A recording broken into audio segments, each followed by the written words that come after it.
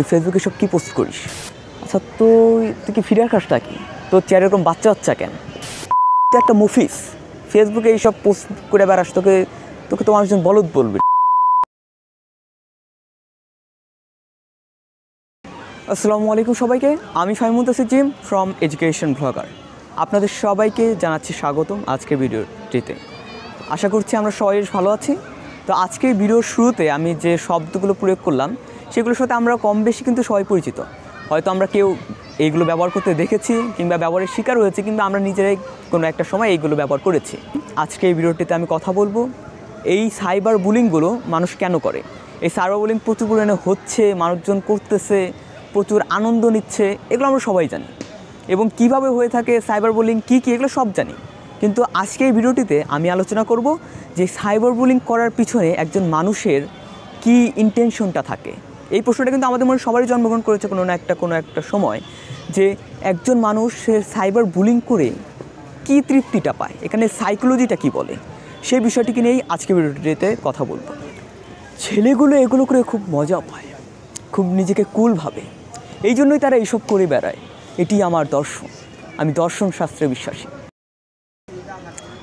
Just কি এইটুকুই, শুধুমাত্র নিজেকে কুল প্রমাণ করার জন্য কিংবা নিজের একটা অন্যরকম আনন্দ পায়, এই জন্য কি তারা সাইবার বুলিং করে থাকে কিংবা সরাসরি বুলিং করে থাকে?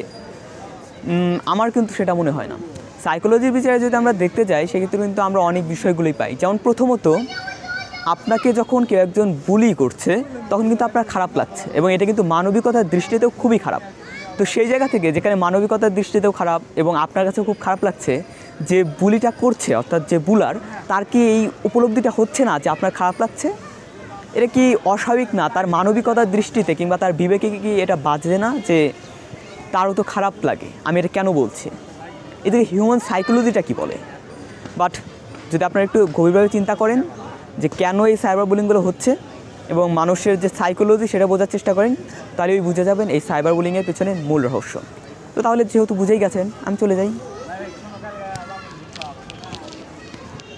আচ্ছা, তবে যাওয়ার আগে আপনাদের কিছুটা আরও একটু আইডিয়া দিয়ে যাই এই সাইবার বুলিং করে মানুষেরা কি আনন্দটা পায়, আনন্দটা আসলে কীভাবে আসে কিংবা এর পিছনে সাইকোলজিটা কী। প্রথমত, সাইবার বুলিং যে বিষয়টি, অনেক বুলার রয়েছে যারা নিজেরা প্রচুর ভয় পায়। তারা মনে করে যে অন্যরা হয়তো তাদেরকে খেপাবে, তাদেরকে কমজোর মনে করবে, তাদেরকে কম শক্তিশালী মনে করবে। এই ভয় থেকে তারা অনেক সময় দেখা যায় তাদের আশেপাশে যে মানুষগুলো রয়েছে তাদেরকে বুলি করে। বুলি করার মাধ্যমে তারা নিজেদেরকে শক্তিশালী জাহির করার চেষ্টা করে, এবং এর ফলে তারা নিজেরা মনে করে যে তারা সমাজে একটি বিশেষ মর্যাদা পাচ্ছে কিংবা তারা সমাজে বিশেষ শক্তিশালী হিসেবে প্রতিপন্ন হচ্ছে।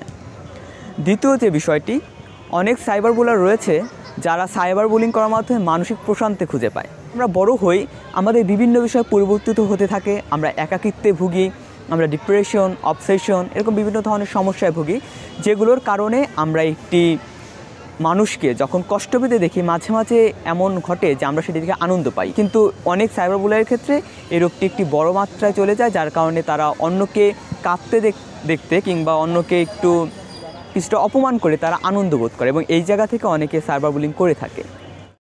এছাড়া আরও একটি গুরুত্বপূর্ণ বিষয় আছে সাইবার বুলিংয়ের ক্ষেত্রে, যেটা খুবই বড় একটা ভূমিকা রাখে, বুলারদেরকে উৎসাহিত করে সাইবার বুলিং করতে। সেটা হচ্ছে আমাদের প্রত্যেকের মানসিকতা কিন্তু ভিন্ন ভিন্ন। আমি একভাবে চিন্তা করি, আমার অপর পাশের যে মানুষটি রয়েছে সে অন্যভাবে চিন্তা করে।